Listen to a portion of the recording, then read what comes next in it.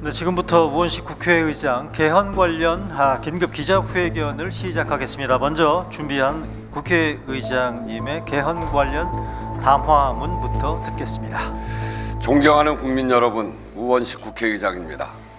저는 오늘 국민 여러분께 이제 신속하게 개헌을 추진하자는 제안을 하고자 합니다. 위헌 불법 비상계엄과 탄핵 정국을 거치면서 그 어느 때보다 개헌의 시급성에 대한 국민적 공감대가 큽니다. 헌재 선거로 국가적 혼란은 일단락되었지만 대통령 권력을 둘러싼 파괴적 갈등의 소지는 상존합니다. 시대 변화에 뒤처진 낡은 헌법의 한계가 사회 발전과 국민 삶의 질 향상을 제약한 지도 오래입니다. 극단적 대결 정치를 끝내자는 정치개혁 요구, 국민 삶의 질을 바꾸자는 민주주의를 하자는 사회개혁 요구가 개헌으로 집약되고 있습니다. 개헌은 지난 4개월 극심한 갈등과 혼란으로 온 국민이 겪은 고초를 대한민국 대전환의 기회로 바꿔내자는 시대적 요구입니다.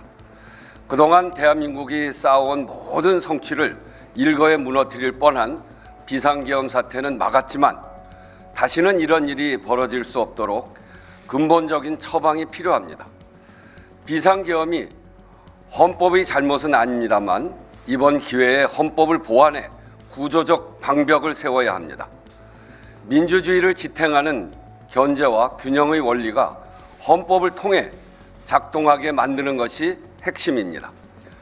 승자 독식의 위험을 제거하고 국민 주권으로 가기 위해 권력을 분산하고 국민 통합으로 가기 위해 협치와 협력을 실효적으로 제도화하는 것입니다.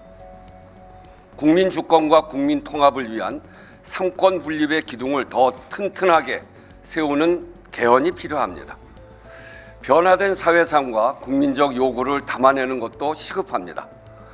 87년 개헌 후 38년 상전벽해 같은 변화가 있었습니다. 민주주의와 함께 비약적 경제 성장으로 선진국에 진입했고 국민의 주권의식도 더욱 높아졌습니다. 그러나 저출생, 고령화, 양극화 같은 구조적 위기가 깊어졌고 기후위기, 디지털 전환 같은 새로운 도전도 마주하고 있습니다. 법과 제도로 길을 만드는 일, 그중에서도 가장 큰 대로인 헌법을 제때 손보지 못해 현실과 헌법의 분리, 심지어 병리 현상이 벌어지고 있습니다. 헌법에 시대와 조응하는 생명력을 불어넣는 개헌이 필요합니다.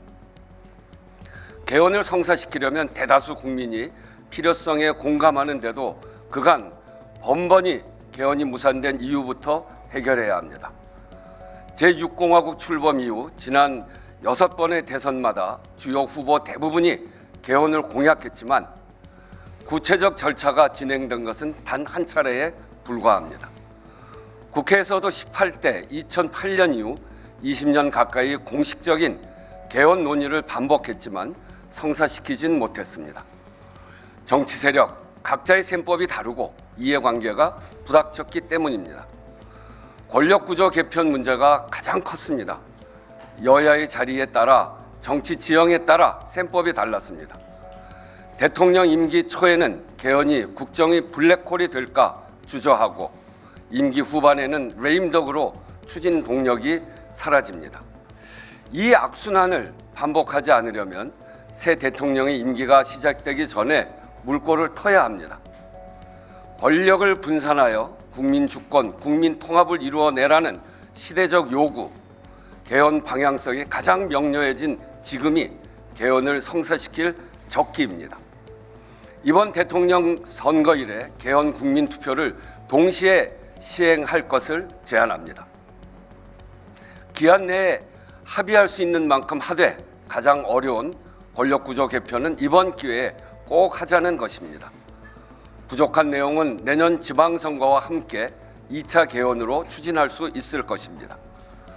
대통령을 내 손으로 뽑겠다는 국민의 명령이 열망이 1987년 직선제 개헌을 단기간에 성사시켰습니다. 지금 국민의 열망은 극한 정치 갈등의 원인인 제왕적 대통령제, 승자 독식 정치 구조를 바꾸라는 것입니다. 이제는 국민이 직접 대표자를 선출하는 것만으로는 안 되고 대통령부터 국회까지 그 대표자들이 제대로 일하게 만들어야 한다는 것입니다. 국회가 이 열망에 책임 있게 응답하면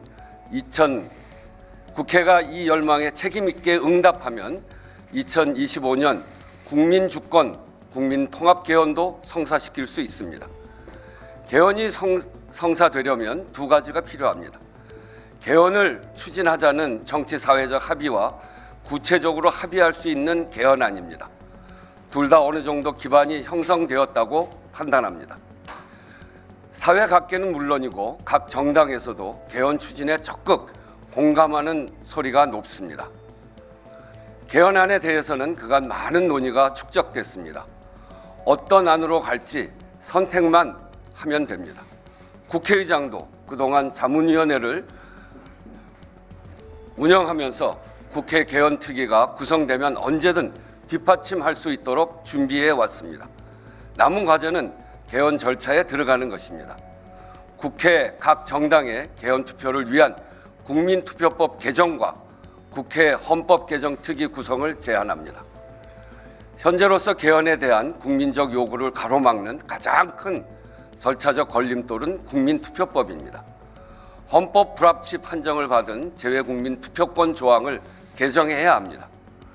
1989년 이후 거의 제자리여서 사전투표제, 선거 연령 하향을 비롯해 참정권 요구를 꾸준히 반영해온 공직선거법과 불합치하는 내용도 적지 않습니다. 참정권 침해를 해결하고 공직선거와 동시투표의 법적 근거를 만드는 국민투표법 개정이 시급합니다. 촉박하지만 이미 개정안이 발의되어 있습니다. 이번에 반드시 개헌하자는 의지만 있으면 시한을 넘기지 않을 수 있습니다. 논의를 서둘러 주실 것을 각 정당에 요청합니다. 둘째로 즉시 국회 개헌특위를 구성합시다. 개헌 절차에 따른 소요 시간을 고려할 때 신속하게 1차 최소 개헌안을 합의하려면 특위 구성이 시급합니다. 큰 방향에 대한 국민적 요구가 분명하고 각계 여러 단위에서 제안된 내용도 충분한 만큼 헌법 개정안이 최대한 빠르게 도출될 수 있도록 국회의장도 최선을 다해 뒷받침하겠습니다. 사람 없이는 아무것도 이룰 수 없지만 제도 없이는 아무것도 지속할 수 없다는 말이 있습니다. 대한민국은 위기를 만날 때마다 국민의 역량으로 극복해 왔습니다.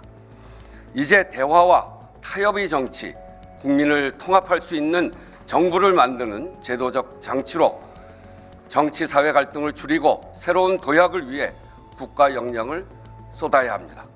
그래서 지금 개헌입니다. 세계가 대한민국의 민주주의 회복력에 주목하고 있는 이때 성공적 개헌을 통해 다시 한번 대한민국의 민주주의 역량을 보여줍시다. 감사합니다. 네, 개헌 담화문 발표 들으셨고요. 이어서